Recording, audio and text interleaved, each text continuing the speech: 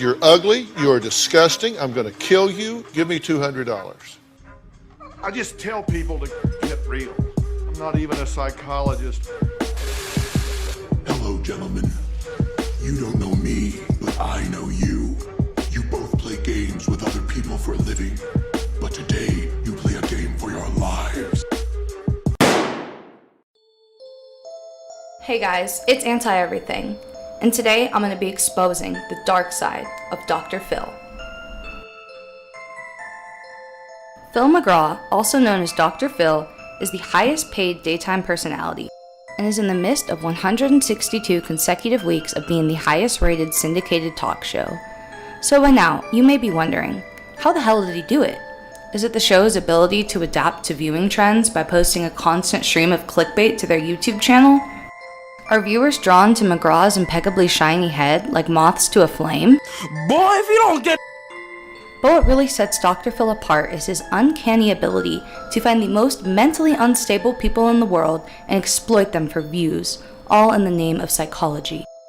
Please keep in mind that what I'm going to talk about in this video are only allegations, and they should be treated as such. You want a piece of me, bitch? Come on, bitch. Prepare for pain. Hello, I'm Shelley Duvall. Shelley Duvall, best known for her starring role as Wendy in The Shining, appeared on The Dr. Phil Show in 2016 on an episode called From Hollywood Star to Near Isolation. A controversial promo video was released several weeks before the episode aired. From red carpet to near recluse. I loved Robin Williams. I don't think he's dead. Where do you think he is? Shape-shifting. Do you see him? Have, yes. Will you let me get you to the doctor so you can get checked out? If you so much as attempt to get my moon mole, I'll kill you. Broadcasting a single out-of-context statement in a 30-second clip is cruel in so many ways.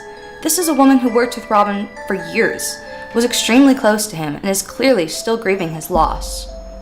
Considering the fact that McGraw has a PhD in clinical psychology, he of all people should know that everyone processes grief differently. McGraw could have used this as a teaching moment for his audience, but instead he used it for views, all at the expense of a mentally ill woman. Actress Mia Farrow and producer Vivian Kubrick banded together in their support for Duvall and publicly boycotted the show on social media. Let's not indulge the greedy, predatory instincts of Dr. Phil, boycott the TV show, and leave wonderful Shelley Duvall with her dignity. Dear Dr. Phil, you are putting Shelley Duvall on show while she is suffering from a pitiable state of ill health. Unquestionably, this is purely a form of lurid and exploitive entertainment. It's appallingly cruel. Shelley Duvall was a movie star. Whatever dignity a mere unfortunate creature might have in this world is denied by your displaying her this way. I recoil in complete disgust. I hope others will join me in boycotting your utterly heartless form of entertainment. He was acting the entire fucking time like he was trying to help her rather than completely exploiting this famous actress who's now in, like, you know, this mental condition. It's just, it was I don't, how do you still sit down and watch that guy's fucking show? Fuck that guy and everything he's fucking connected to. Jesus, you don't have enough fucking money, you cunt? You don't drag enough fucking penniless people onto your fucking show. You don't have enough honey boo boo people coming on your fucking show. You got to do that. Dr. Phil sent Duvall to a treatment facility in Miami, Florida, where she stayed for 3 days before deciding to leave and return to her home in Texas. I can't help but think that if McGraw truly wanted to help her, he would have chosen a facility closer to her home to ease the difficult transition of entering back into society. Todd Herzog. Dr. Phil. Hi, I'm Todd. Survivor winner Todd Herzog appeared on The Dr. Phil Show in 2013 to discuss his ongoing struggle with alcoholism. He was so inebriated during filming that he had to be helped onto the stage by Dr. Phil and several other staff members. Nice to meet you. How you feeling, man? Can you walk? Barely. I have to have help. All right. Sorry, I'm very... That's all right. Brandon, why don't you get over there and take Debbie's spot? Yeah, I'll go.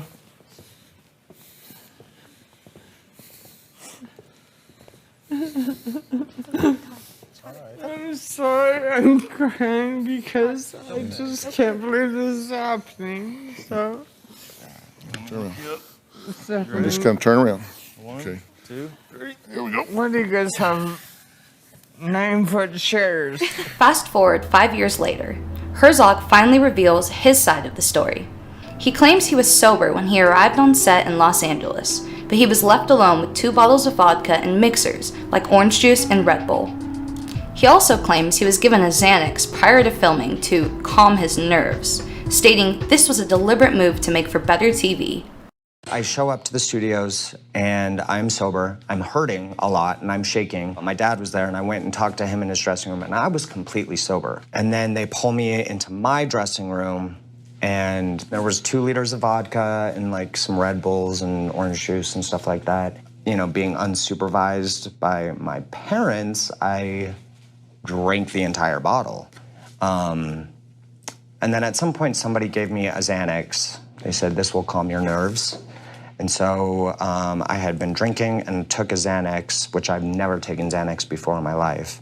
And I know that can be a deadly combination, so why it was given to me, I don't know. If these allegations are true, Herzog was placed in immediate danger by the producers of the Dr. Phil show. The American Addiction Center states that mixing Xanax and alcohol increases the potential that one will experience hallucinations or delusions, or even seizures, compared to using either drug alone. While there's no way we can know what really went on behind the scenes, these accusations are deeply troubling. Open the door or I'm going to throw rocks through your windows, you dumb whore. In February of this year, previous Dr. Phil guest Caden Mahaffey sued McGraw and CBS for humiliating her on national TV. She says that Matthew has only been diagnosed with PTSD. She says, I diagnosed Matthew with a new non-specified disorder called Homie in the House of Mirrors Executive Syndrome. She appeared on the show with her boyfriend to discuss the abuse that he suffered at the hands of his grandmother and mother. But Dr. Phil flipped the script during filming and focused instead on Mahaffey's mental health issues. I feel like I'm being totally attacked. You're representing yourself as a credentialed professional. You said, I am credentialed. I'm an ICU nurse that's retired. I'm an author. I've submitted my credentials to the government. They've been accepted. And if you have, then you need to be prepared to defend those. Matthew was sexually abused for a very long time when he was in school. Well, by who? I was sexually abused by a neighbor kid from down the street that visited frequently. If that's true, I really hate that, and you should really deal with that. You should get some. Dr. Phil, he has. You don't it's know. True. You don't know whether it's true or whether Yes, it's not. I do. No, you don't. Yes, I do. No, you don't. Clothes, guitars, drums, fancy dinners, vacation, car payments. I want it all, bitch. A teenager was featured on the Dr. Phil show after his parents expressed concern about his video game habits and his violent behavior. While it's obvious this boy needs psychological help, he firmly insisted he didn't feel comfortable receiving it on TV. I believe he's old enough to make that decision, considering it could affect his life and future employment opportunities. You enjoy your time in LA? So you'll most likely not be willing to go. Correct. And that means if I try to get you to go in the car, what happens? Well, remember when Dad tried to get me in the car? He couldn't even get me in the car. I doubt you can as well. Personally, I think I can solve the problem myself. I don't think I need to be on the Dr. Phil show, and I feel that this is a waste of my time. I'm not going. But Dr. Phil didn't take no for an answer. And when that happens and parents agree, then we involve what's called a transporter. We've just arrived at the family home. We're going to go inside and meet our young man. This is Mike. This is Laura. We're your handlers. Dr. Phil has cordially requested your presence in Hollywood. He would really like to meet you. Our job is to just kind of get to the flight, make sure we catch everything on time, make sure all your needs are met. What questions do you have? I'm good. Can I shake your hand? Sure. My name is Mike again. He appears extremely uncomfortable, and rightfully so. I was very nervous this morning when the transport team came because I've always had my doubts about going. There was thought in my head that I didn't want to go, and I've seen the Dr. Phil show before, and I've seen that people do have to come to their house and take them, so I was just going to go with the flow and accept what I needed to do. Missing out on this opportunity is going to be a big mistake, and I think Dr. Phil is going to be able to help me out with my problems right now, and I'm very excited. While it's entirely possible the teen had a sudden change of heart, his words came across as forced, almost as if they're being scripted by the producers. Okay, I'm high. Why do you need to lie to every woman you encounter and interact with? Many Dr. Phil episodes examine cheating and how it can destroy families. With his signature no-nonsense approach, Dr. Phil convinces the cheater to face the past and turn their life around for the better. Cut to wife Robin. Her gaze reminiscent of Pennywise before eating a child.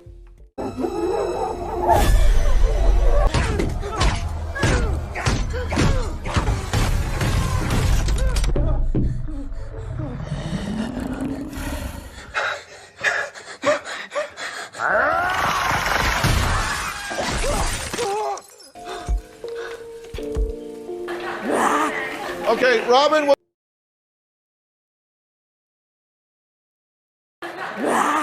Okay.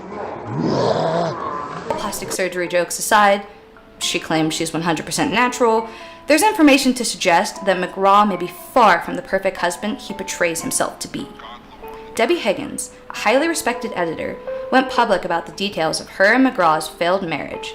She claims he was domineering, high-strung, and unfaithful. When I confronted him about his infidelities, he didn't deny these girls and told me it had nothing to do with his feelings toward me. To grow up, that's the way it was in the world. Serious, honey, your coffee's undrinkable. Pretty harsh. Well, so's your coffee. You know, the girls down at the office make better coffee on their hot plates. Well, see you later. But what we know psychologically is that psychological injuries, verbal abuse, mental emotional abuse, can have a much more devastating effect on someone than physical abuse. Unfortunately, Debbie Higgins passed away in 2014 following her battle with cancer, so Dr. Phil is the only one that really knows what happened between them.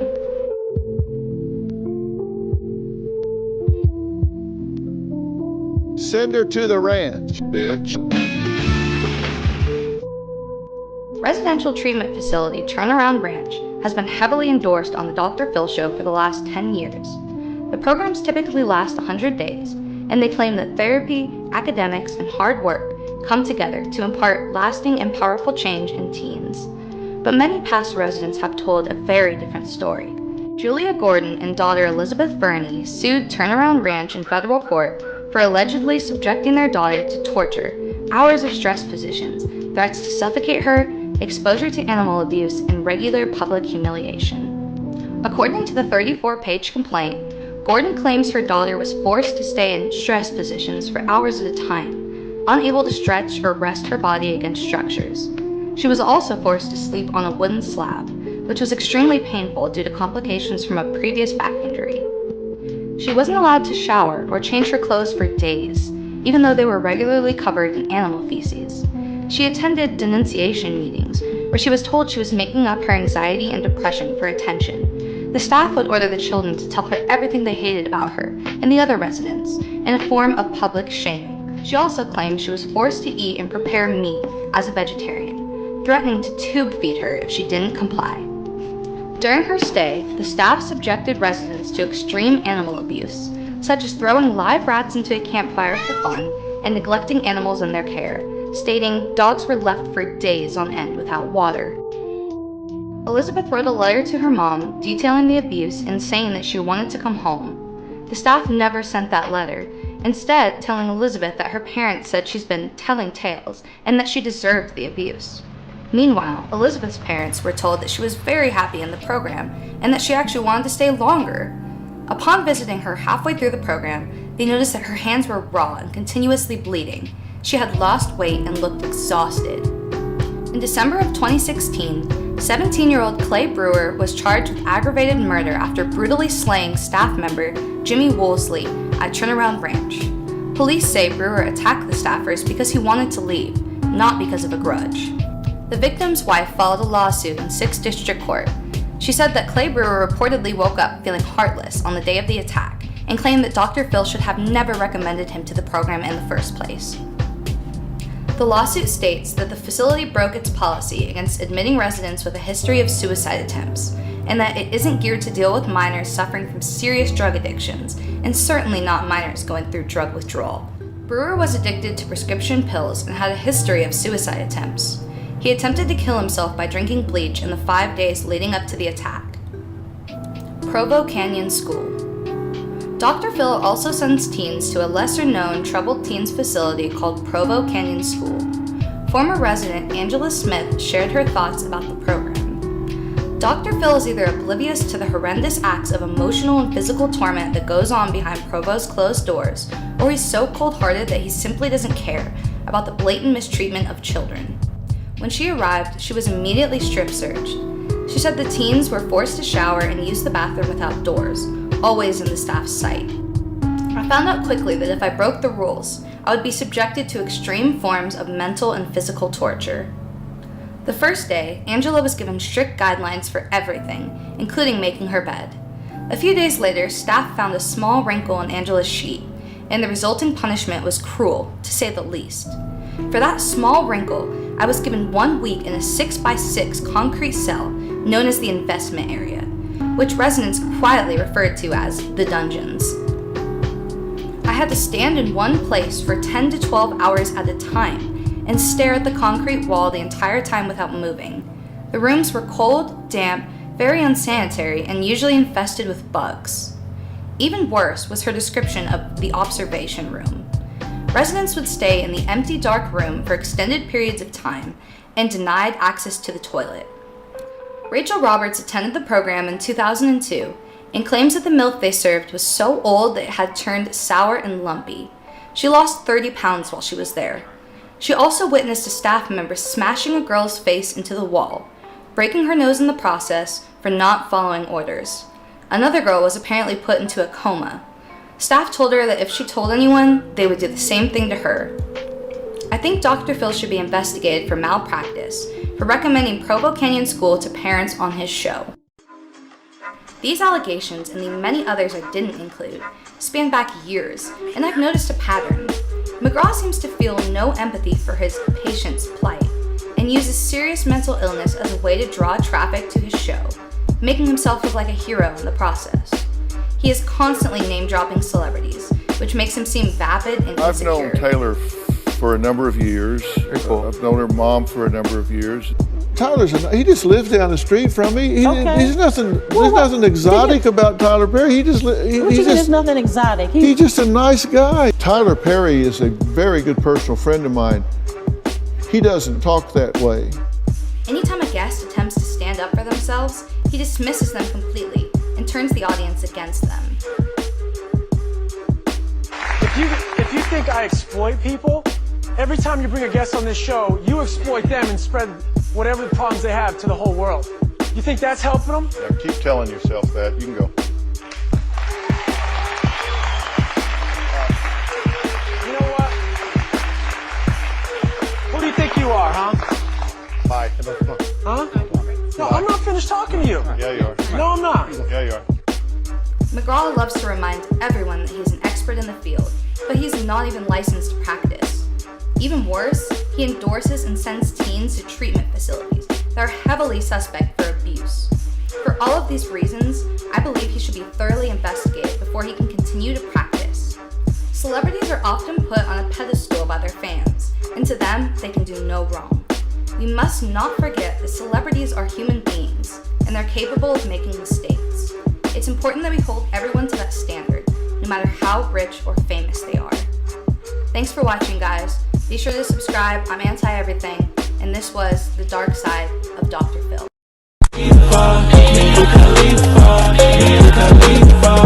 Hit or miss, I guess they never miss, huh?